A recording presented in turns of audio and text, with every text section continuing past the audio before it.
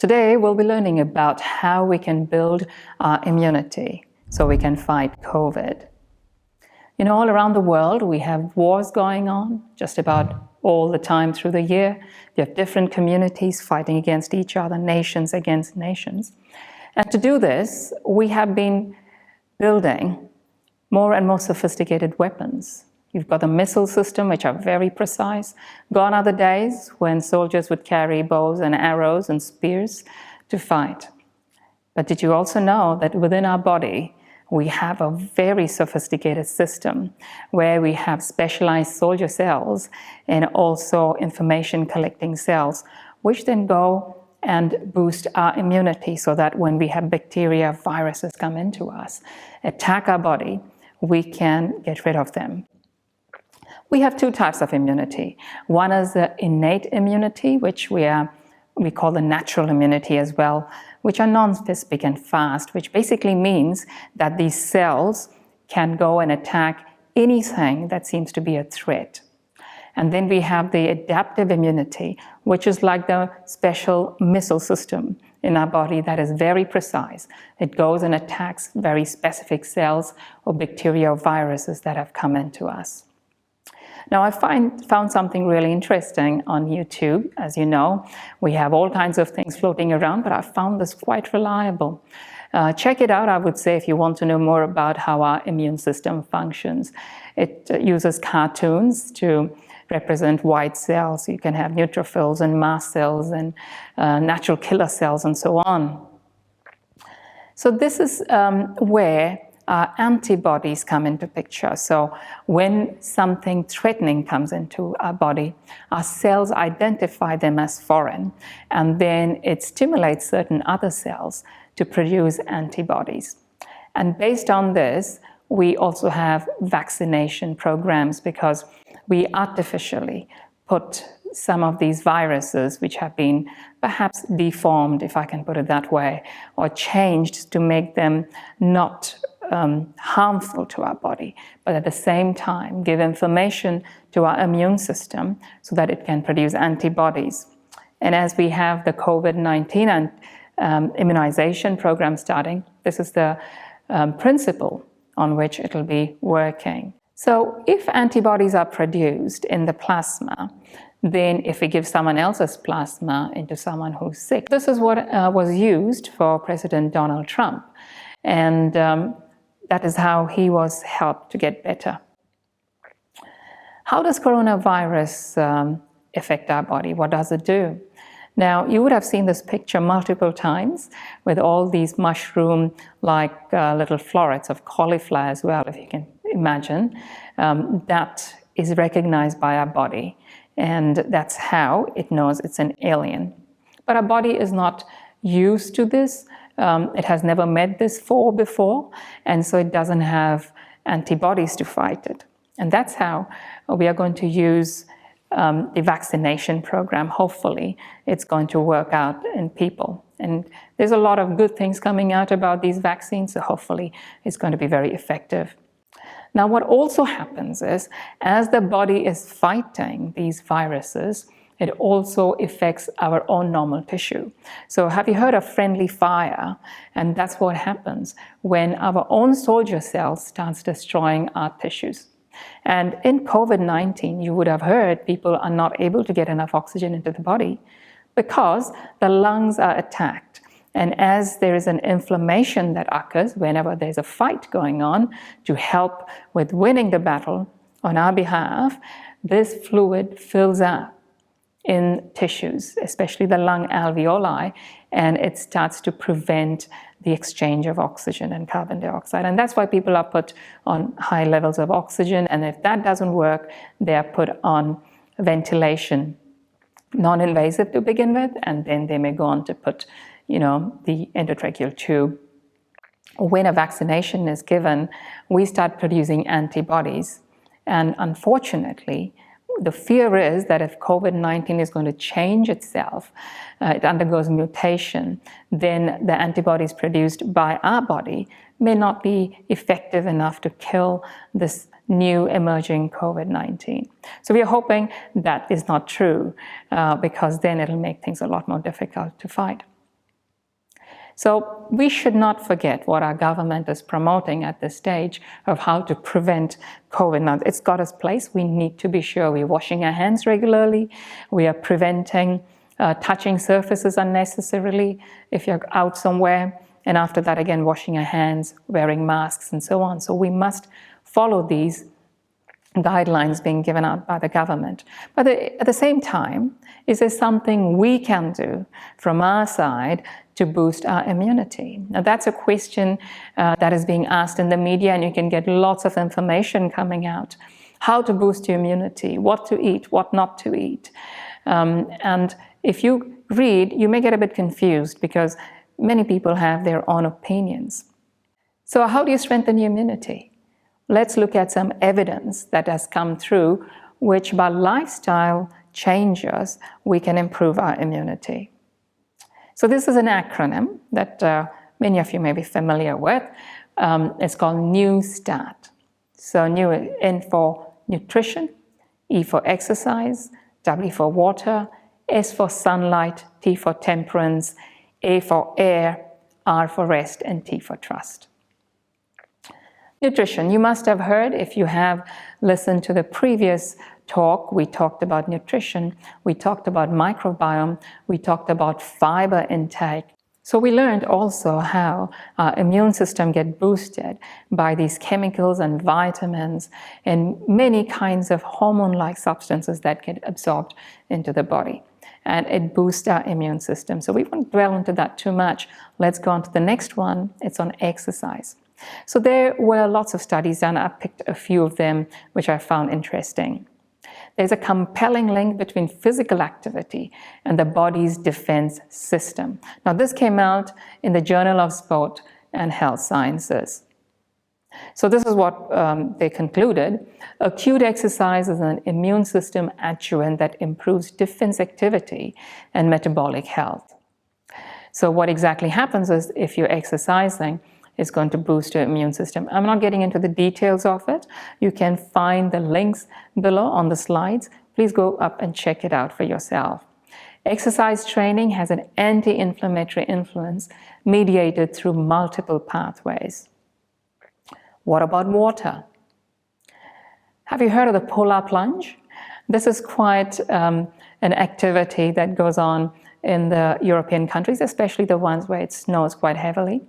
In the winter, in the middle of winter, when it's really cold and there's ice all around and the water is almost freezing, people in these parts of the world take this ice plunge where they get in there and then they jump back into a warm tub, and they think and they have believed for many, many years that it'll boost their immune system. Would you believe now science is proving that there's a lot of truth in there? And there's evidence-based effects of hydrotherapy on various systems of the body. So hydrotherapy is basically when we use different temperatures of water to help our body boost itself and its immune system. So I want to present to you how hydrotherapy was used in about 10 Seventh-day Adventist sanitariums in the US. And this was printed, and very fascinating story, that in these sanitariums, they use water treatment during the Spanish flu. Now, you would have heard the Spanish flu, which was pretty deadly about in 1918. So totally in this 10 sanitarium, they had about 1,000 more patients who were used in the study. And 446 were treated as inpatients, 600 something were treated as outpatients. Only 1.3% of patients died. Of those treated as outpatients, 3.8% died. So 1.3% is a pretty low number, given the state of healthcare they had in those days. Now, they also compared this with the general public hospitals, and they found that 13% to 40% people died in these hospitals where there was no hydrotherapy offered. And then they compared these numbers with the soldiers who were treated at the US Army hospitals. Now, these were considered the most advanced treatment centers at that time. And even there, 6.7% of the patients died. So you see the significant difference in numbers just because or rather predominantly because the treatment was hydrotherapy. So if you want to do hydrotherapy at home to boost your immune system, there's something very simple you could do. You can get into your shower and you can have a warm shower for 3 minutes, and then you can drop the temperature of your water to up to 30 seconds on cold. Now you're the one who's going to change the water temperature. No one's going to torment you, so you're safe. Do this 3 times. So you go for warm temperature water, 3 minutes under that, and then get into the 30-second cycle, and back to 3 minutes of warm, and then down to 30 seconds of cold. Do these 3 cycles and finish it off at a comfortable temperature.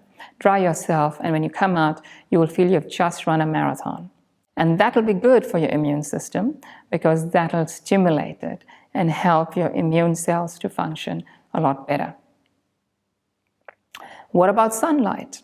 We all know sunlight is great, but at the same time, we are very careful because, we have this fear that it's going to cause us cancer, skin cancer. Well, as much as we need to take care of that, but we need to also get adequate sunlight. Vitamin D is found to be crucial in activating our immune system. And these are all studies, and I have put on that it had come in Nature Reviews, Immunology, Immune Boosting Sunshine. Have a read of that. It's a really interesting article. Again, from Georgetown University Medical Center, there was an article printed saying sunlight offers surprise benefits. It energizes infection-fighting T cells. Again, an interesting read. What about temperance? Temperance basically means that you do not take harmful substances into your body, which is going to cause harm than any good. So that will include smoking, alcohol, recreational drugs, overwork as well, and overeating. All this can depress your immune system. Now, there's an extensive study done, and a lot of information you'll find in this study that was printed in Clinical Microbiology Reviews. So studies have shown that drugs of abuse, including marijuana, cocaine, opiates, alcohol, and nicotine, alter not only neuropsychological and pathophysiological response of individuals, but also the immune function. The use of these drugs is associated with enhanced susceptibility to infectious diseases. What about air? We know the harms of air pollutants, but did you know that it also suppresses your immune system? Have you heard of forest bathing trips? And they tried this on some people. They did the study, and these are the details. They took certain people out for 3 days and 2 nights on a trip to forest areas. They checked their bloods and the urine, and what did they find? So after 3 days and 2 nights trip in the forest, and after some blood checks and urine samples taken, they realized that the natural killer cell activities, which is a very important immune cell, was doing a lot better in its activity. They also realized that the adrenaline was a lot less in the urine, which interpreted would be that their stress levels had dropped. They found that the natural killer cell activity, which had improved after 3 days in the forest, had actually sustained or continued to be high for 30 days after the trip. And then they contrasted this by taking these participants to the city as tourists. And you can guess what happened with that. Negative ions. I wonder how many of you have heard about this, negative ions. These are atoms or a molecule which has gained or lost 1 or more electrons. There is a large quantity of negative ions at waterfalls, mountains, by the sea, in the forest, and in the sun. Now, these were found to be very beneficial for the mood, for our quality of sleep, for our concentration, and also the oxygenation of our tissues. All good things. And what about rest? If you're not sleeping well, obviously your stress levels will be higher. You'll be more tired, and your energy will be going towards helping you do your regular jobs. And so there won't be much energy left to be taking care of your immune system, and your immune cells will not be functioning at its optimum. And this was seen in the study Sleep and Immune Function. Now, this is a really interesting study. It's a very long paper, but if you get to have a look at it, you'll find that very fascinating. This was in Scandinavian countries. They took patients from different parts of cities, and then they mapped them using satellite imaging and where they stayed. And they found that those who stayed around green areas, so example around parks or forested areas, their health was a lot better and they were less unwell compared to those who lived in the hubs of cities. So you've got two places you can live in the city, but around you, you're surrounded by greenery or live near a park. And then you can also live in crowded inner cities. And when they compared the level of diseases and their risks, surprisingly, would you say, it was a lot less. This report summarizes the available evidence of beneficial effects of urban green spaces and how it improves mental health. It reduces cardiovascular morbidity and mortality. It reduced obesity and the risk of type 2 diabetes, and also improved pregnancy outcomes. And what was the mechanism and how did they benefit? The stress levels were low. There was increased physical activity, reduced exposure to air pollutants, noise, and excess heat. Now, we all rest at night, hopefully, and we work during the day. I also rest once a week. So 6 days I work and 1 day I rest. It's my Sabbath. And that's the day I get rejuvenated, if you can say, because I rest, I meditate, I take time to relax. And then that gives my immune system a boost. Did you know the last part as we're going to talk is about trust? Studies have been done on how faith affects your immune system. Did you know that those, I'll read this out for you here, that came out in the National Library of Medicine. A recent systematic review of research on religion and health has found a consistent relationship between religion and better mental health, as well as greater social support. There also appears to be a relationship between religious involvement and better physical health. One way that religion could impact physical health is through neuroendocrine and immune mechanisms, or psychoneuroimmunology. How fascinating is that? I would encourage you to look into how you can relax, how you can improve your immune system by trusting in a higher power. So that's the acronym again: nutrition, exercise, water, sunlight, temperance, air, rest, and trust. By following these laws, health laws, you can definitely improve your immune system.